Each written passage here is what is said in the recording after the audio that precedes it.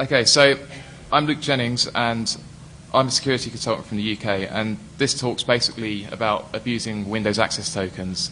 It's nothing completely new. I mean, it's an issue that's been known about for some time, but I think it's something that hasn't really been taken seriously before, and I'm kind of show that it is a very serious issue, and I've kind of written a tool to kind of demonstrate that, because I'm a penetration tester, so from my perspective it's very useful, and it's been useful on client tests.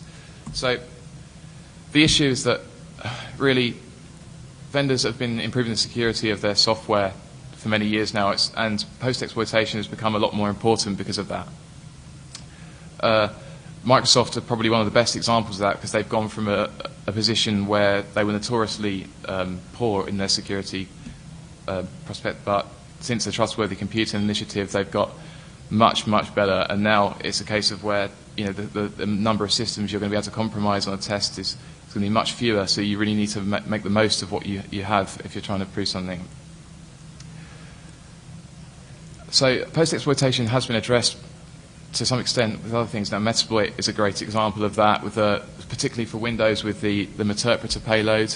I don't know if many of you use that very often, but that's excellent. And then there's PassiveX payloads as well, and they're very useful on tests, particularly when proxy servers are being used for web access externally. But from a penetration tester's perspective, not much has been done with Windows access tokens. Now, they're kind of integral to how single sign-on works in a Active Directory environment. If you think you log onto a desktop and you then decide to access a remote file server on the same domain, you're not requested for your username and password again. It's just the connection just goes through, and that's because the tokens that are involved, they cache your credentials. So in the Kerberos sense, it'd be a ticket granting ticket. When it's NTLM authentication, it'd be the NTLM hashes, and they enable the authentication to just go transparently through. And I mean, the other issue is that on kind of penetration tests, I found it very difficult to convince clients of the importance of keeping their administrators' desktops and other systems just as secure as their servers. I mean, classically, you might talk about installing keyloggers and how that could be used to compromise other servers, but Windows access tokens is another way of doing it, and it's more powerful in some respects, which I'll be showing you later.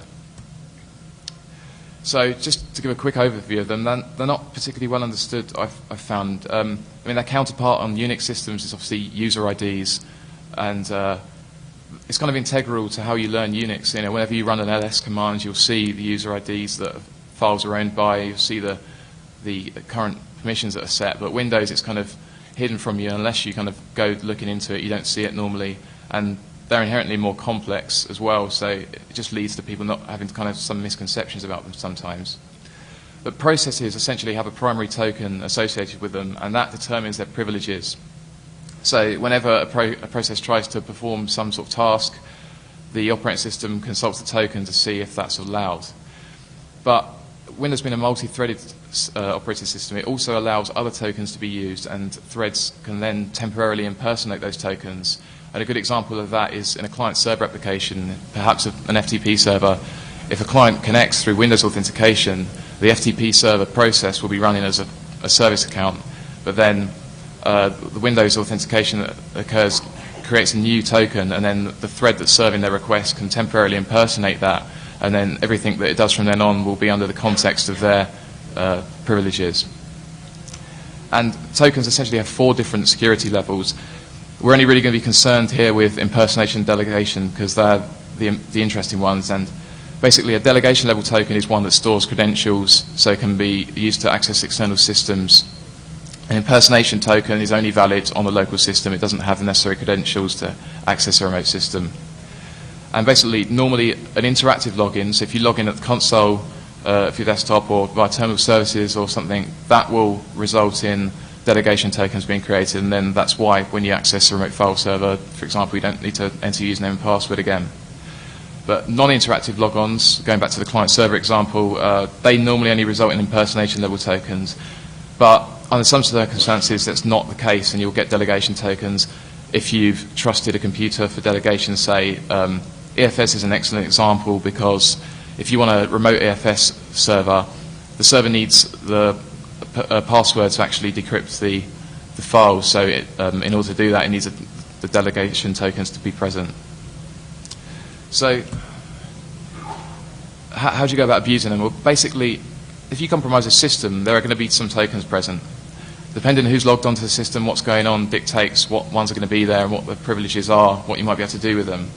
So as a consequence of that, they can lead to privilege escalation of some sort. There's two primary types, and one I've kind of called domain privilege escalation. That's the idea of compromising one server, finding a delegation token present, and using it to access another server.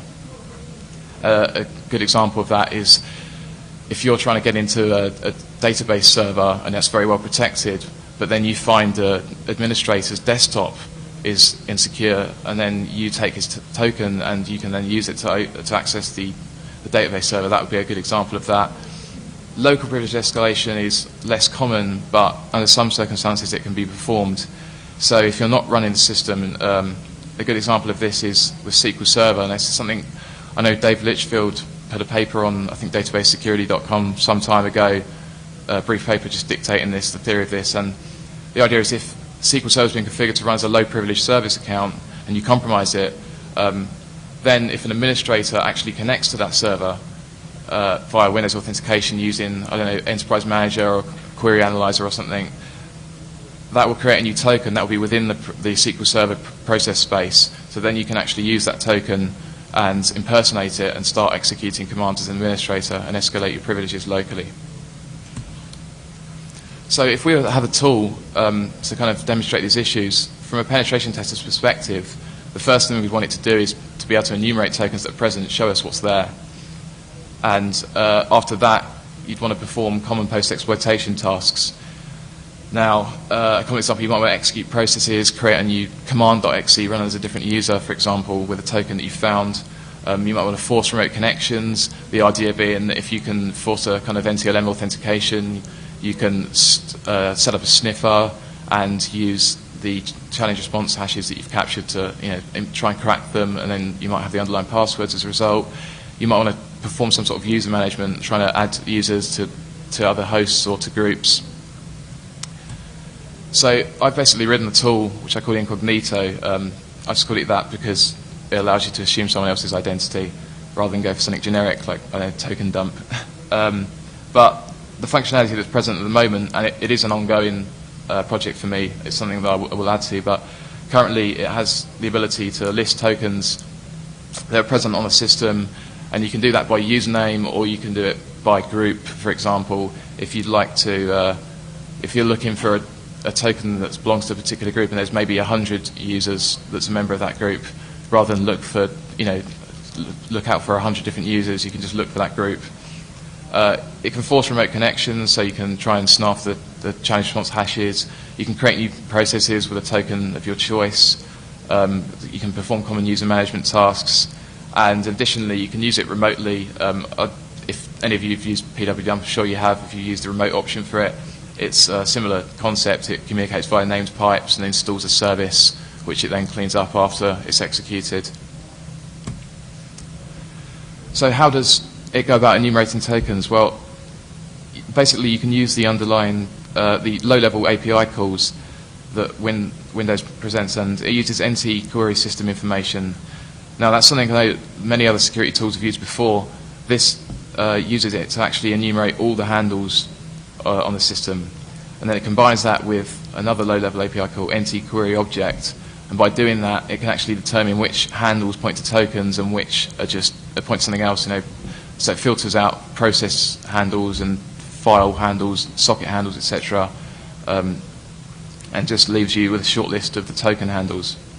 And then you can use other API calls to actually get information about those tokens, find out what their privilege levels are, find out what the usernames and groups associated with them are, and whatever other information you'd like to get.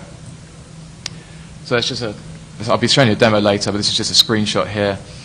I executed this on my laptop some time ago, just kind of demonstrating the basic issue. You can see that it's listed some delegation tokens being available. If you notice the Luke J user there, that was just because I was logged in at the console. And some of the other ones that are available are just kind of, they're always there as in a standard service accounts that Windows has, and you see local service, network service, system, etc. Because the processes can also be created using it. Now, if you create a process on Windows normally, you'd use the create process API call, but the trouble with that is, even if the thread is executing whilst impersonating a different token that's not the same as the primary process token, it will still create the child process using the primary process token. So for the purpose of this tool, you need to have, use the create process as user API call. That actually allows you to specify another token, and as such you can manipulate them in that sense. And doing so, as I mentioned before, you might want to create yourself a new command.exe process, so you've got a command prompt running as another user.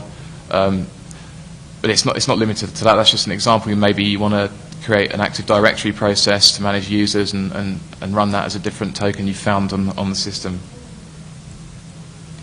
Again, that's just a quick screenshot just showing how I've got a command.exe up.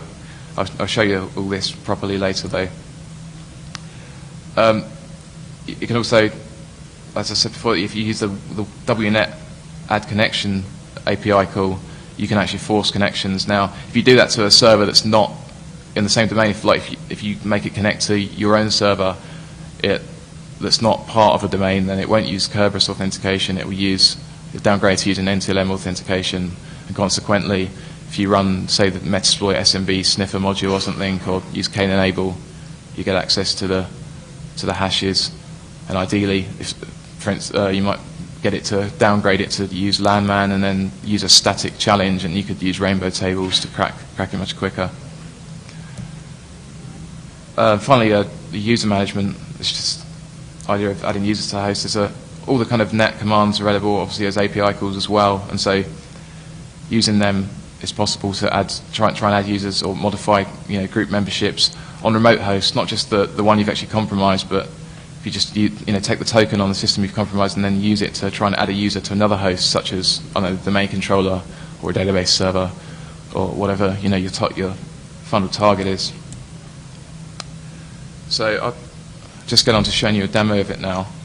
I've basically got a setup here where I have a Windows 2003 Enterprise Edition Service Pack 1 box running as a domain controller, and then I have a Windows 2000 Service Pack 4 box running as a domain member. So for the purposes of this, I'm actually going to assume that we've compromised the Windows 2000 box and would like to see what we can do from there with tokens that are present on the system. So I'll kind of assume that we have the local administrator password for the box, for example. Just bear with me while I just set this up quickly.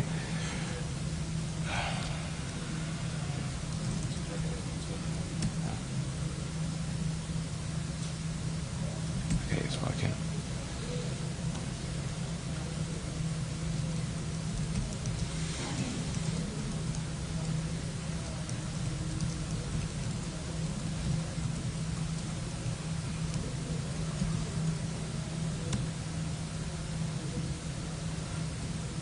Okay, that's good. I hope you can all see that. Is there anyone having major difficulty seeing that? Okay, I'll try and make it a bit bigger.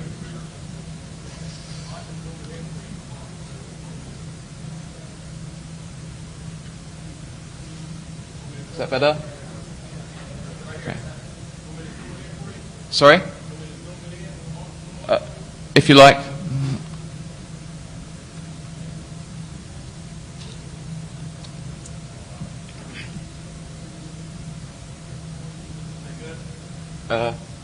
Yeah, we'll see.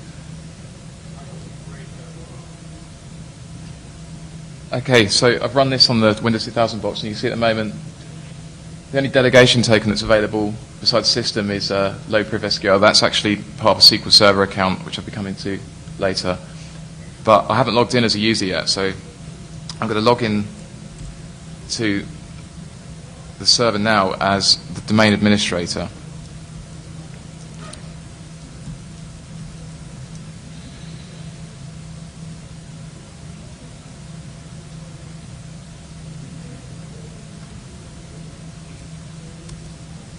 If I run this again, you can see that as a delegation token that's available, there's the company administrator, that's actually the domain administrator token. And I could do the same to list by group, and you should see that domain admins will be listed. Okay, so you've got domain admins, enterprise admins, so forth. So that means that I should be able to actually access remote servers with it. So, for example, I'll create a new process, a command.exe process.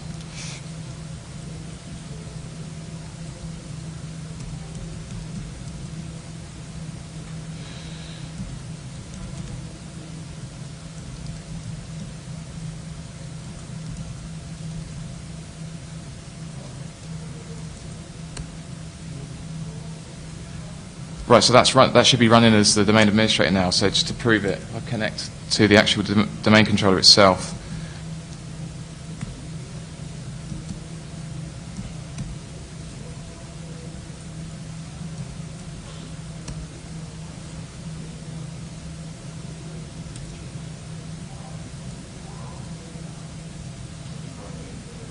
Huh?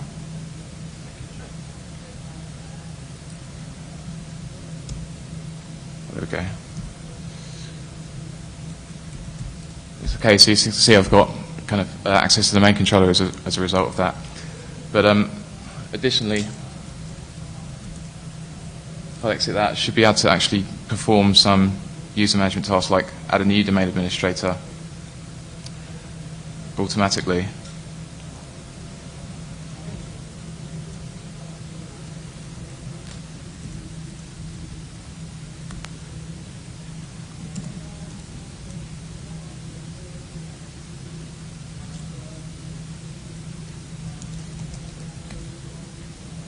What's happened?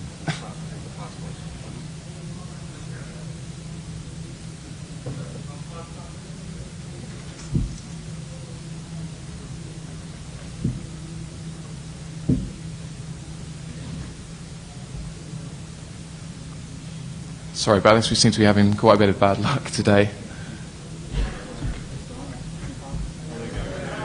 Oh, actually. You might not be able to do that. That's blind.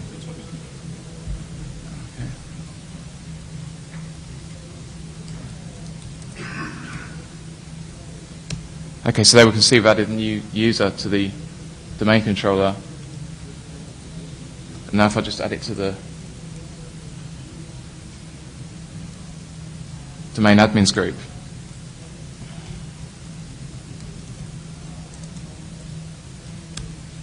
now if I show you the actual domain controller itself,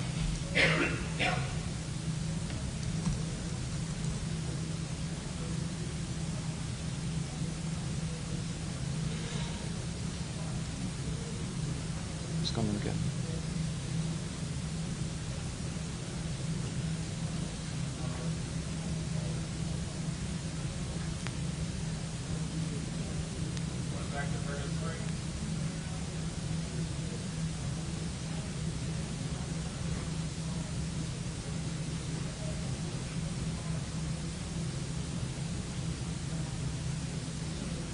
What happened before?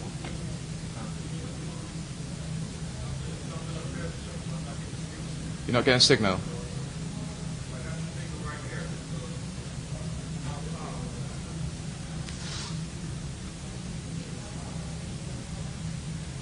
Okay.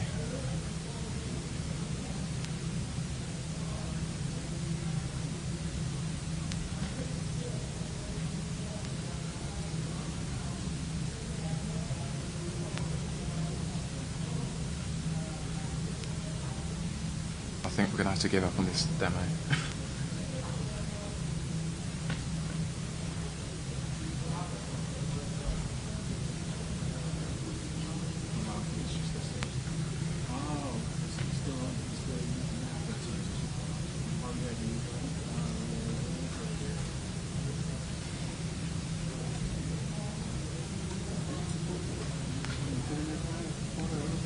Is that better?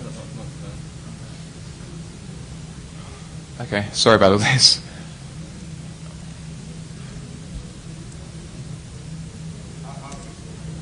Okay. Okay, you can see that we've added a new domain administrator there that's been successfully added as a result, just compromising that token.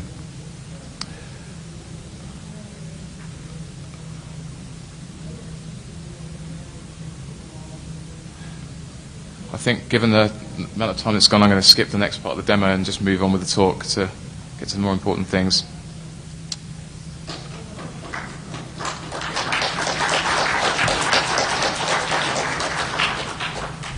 Okay, so you might be thinking at this stage, this hasn't moved on either. There we go. Okay, you might be thinking at this stage, okay, this is maybe serious, but if I'm not logged on at the moment, you know, my account's safe. It's only when I'm logged on that it's an issue. But when I was testing all this, I found that that's not always true. You'd expect that when you log off, all the tokens should be cleaned up completely and then they wouldn't be present anymore. But I found that on unpatched systems, and I don't know the exact hotfix that did this, but I couldn't find any information about it, so I presume it was something that was either silently patched. Maybe that was unintentional, it was just a consequence of some other change, I don't know.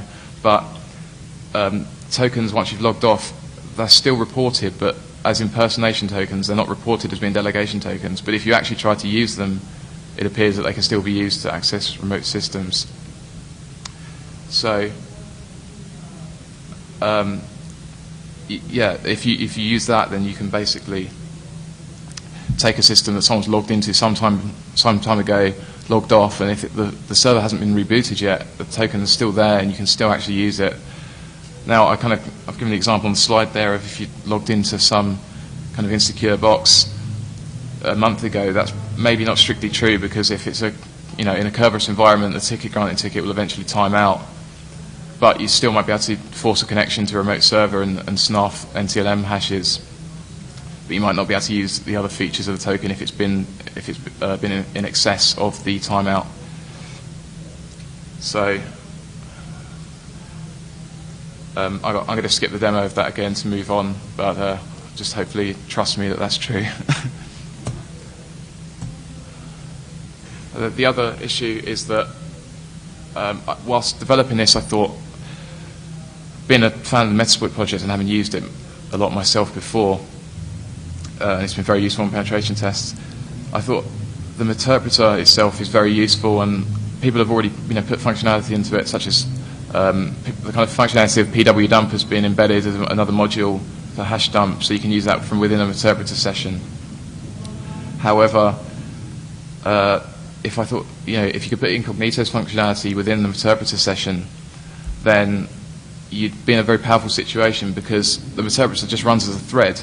So you could actually get the interpreter thread to then impersonate a token that you'd like to use, and as a consequence, all the existing functionality of the interpreter would then be running as that. So kind of you get all this extra functionality, if you will, for free in a sense, just by impersonating another token. And so it kind of be a powerful combination of the two tools. So I wrote an extension for that. Now, if you check the CDs, the code for Incognito is on the CD, but the Metasploit code isn't. But I hope to, at some point, send that to the Metasploit developers and get that integrated. So just kind of keep checking the SVN repository. But the other point with that is that if this is probably more aimed at a system administrator that wants to just run a big test of the network, but the Metasploit has gone a lot down the route of automated exploitation in kind of recent times, and because you can actually configure the interpreter through Ruby scripts and get them to automatically run as soon as an interpreter instance is created, technically you could configure Metasploit to sweep a network, compromise every box it can, and then load up the incognito module within the interpreter session and try some of the kind of brute force type approaches like I showed you before of adding users to hosts, and just perhaps say try and compromise every system possible and then try and create yourself a new domain administrator. And if you found that there was a domain admin logged onto any of those hosts, then after you've run that, you'll find that there's a new domain administrator with a password of your choosing ready on the network. So obviously that would be a good case for a system administrator to be able to justify some more budget for for security. And I'm not sure if I'm going to be able to demo this as a result of some of the issues we've been having, unfortunately. But you just have to try it out for yourself once the code comes out. Now, one of the other issues I thought about with this is that what I've done is very useful if you compromise a system. You just want to try and see what you can do with it. That's in addition to what you might normally be able to do. But often a penetration test is very focused. It might be that it's a very large environment, but a company's just interested in, for that penetration test, they want to know of the security of their database servers, for example, that run in SQL Server. Now, you might try and attack them and find that they're really well protected. They've taken lots of measures. They're fully patched, strong passwords. They're using host-based intrusion prevention systems, whatever you like, and you might fail with your standard kind of penetration attempts. But then you might think, okay, so maybe I can find some tokens somewhere else. But it's not really going to be very feasible to just start hunting the network and compromising any system you can in the hope that you'll find some sort of token somewhere that's going to allow you access. That's just not going to happen normally.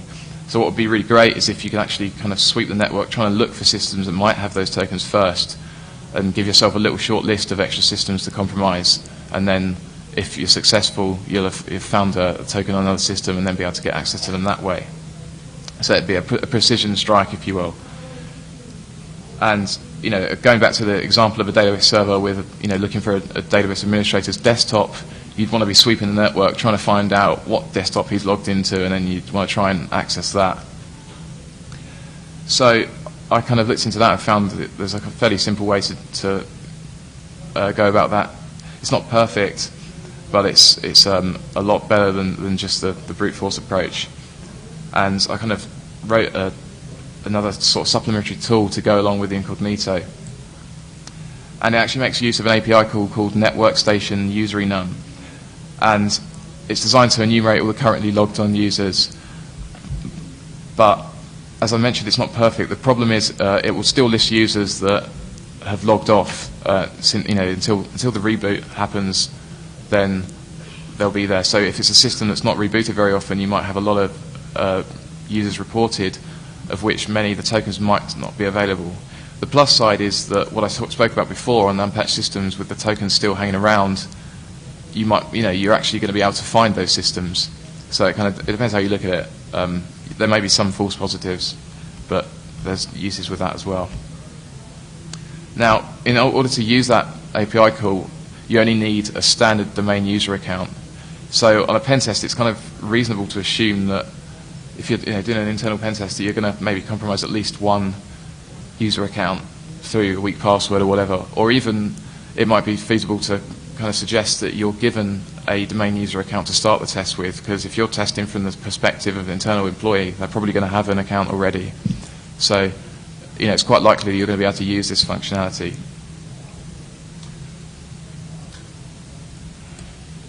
So I'll just quickly demo this now.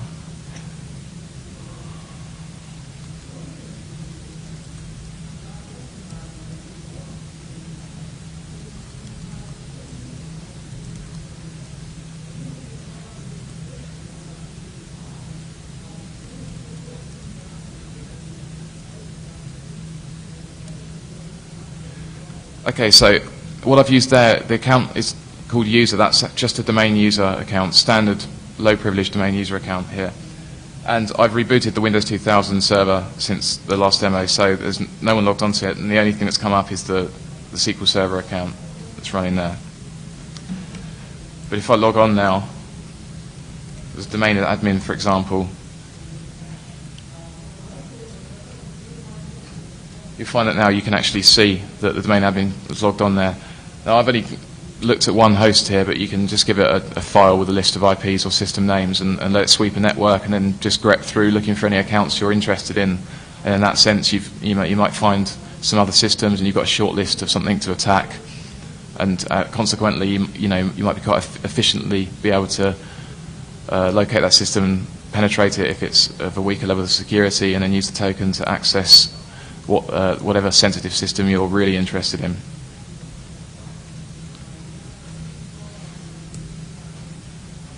Okay, so just a basic methodology for using that. If you want to kind of conduct targeted penetration testing, then you just need to decide on your targets. Again, the good example is critical database servers.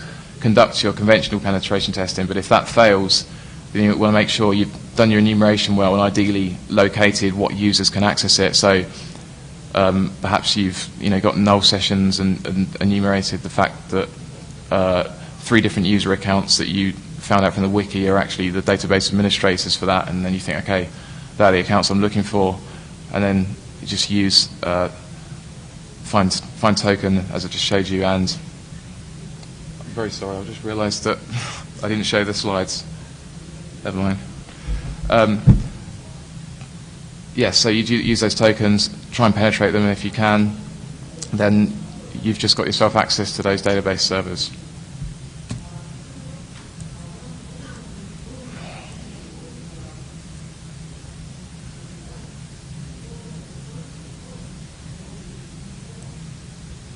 Okay, so finally, a word on defense. I mean, this is a kind of feature of the operating system, so it's not something that you just patch, but there is kind of standard advice you could follow that if you take it into account in your security policies, you'll really minimize the risk that this poses. And the first obvious use is limiting the use of privileged accounts, particularly using run as is a good example. So, that's fairly standard security advice, but I mean, I found most people, a lot of the clients I've dealt with, they never use it. But if you do, then it's very useful because it's just minimizing that window that attacker has to find the correct token. And additionally, I found that even on the unpatched systems, where if you normally log in, once you've logged out, the token still remains. Even on those systems, if you use run as, once you close the process, that's still cleaned up properly.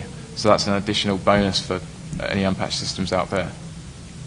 There's also an Active Directory option called account is sensitive and cannot be delegated. Unfortunately, that doesn't work for interactive logons, but it does work for non-interactive logons where delegation is being used. So if you've got highly privileged accounts, you just want to make sure that you don't fall victim to a delegation level attack when it's a non-interactive logon like an EFS server. Then if you check that, that'll minimize the risk. Obviously, you lose the ability to access remote EFS servers or use any other form of kind of delegated authentication if you do that, but it's a kind of small price to pay if it's going to protect you. But probably the biggest piece of advice is to just not rely on only securing what you consider your real sensitive servers. There are many other ways of getting into systems, and in particular, you've got to think about your administrators' desktops. You can't just have them on a kind of rollout that's unattended, where there's no real patch management plan involved like there might be with your servers. You've got to really think about everything. And I mean, sometimes people you've found before that local administrator passwords might be set the same. You might be aware of that, and as such haven't set those the same and think that means you're secure. But obviously, the ability to take tokens and use them kind of means that you can still access other servers. So you've got to think about that. But another thing is to really kind of change your way of thinking about things. It's easy to think about security in the sense of either account-based security or system-based security. With accounts, you think, this is a sensitive account, and as such, I'm going to protect it well by using a strong password. Or this is a sensitive system, so I'm going to protect it well by patching it well and configuring other policies and hardening it. But really, you need to think of them in combination, because a resource is only as secure as the weakest system that any account has access to it is currently kind of logged into and using. And the more systems you log into and the weaker ones, the more you expand your risk in that sense. You've got to think about that. And so really you need to kind of have policies governing what security requirements the system has to be able to meet if you're going to use a particular account to log into it. And then additionally, you just want to try and separate your privileges. Again, that's fairly standard security advice. Use separate administrative accounts for different things where possible, particularly development and test systems. If you do that, hopefully if a weaker system is penetrated, they might take the token, but it might not get them access to, an attacker, it won't get them access to the things they really want. So that's really all that can be done. So yeah, as I said, there's no real patch, but follow the right kind of advice and you can minimize your risk. But if you don't take it into account at all, you could be exposed a lot more greatly than you imagine. Okay, so that pretty much concludes the presentation. I'm sorry about all the technical difficulties we had. I particularly wish I could have demonstrated the Metasploit action for you, but you'll just have to wait for the code. But that's it. Thanks very much.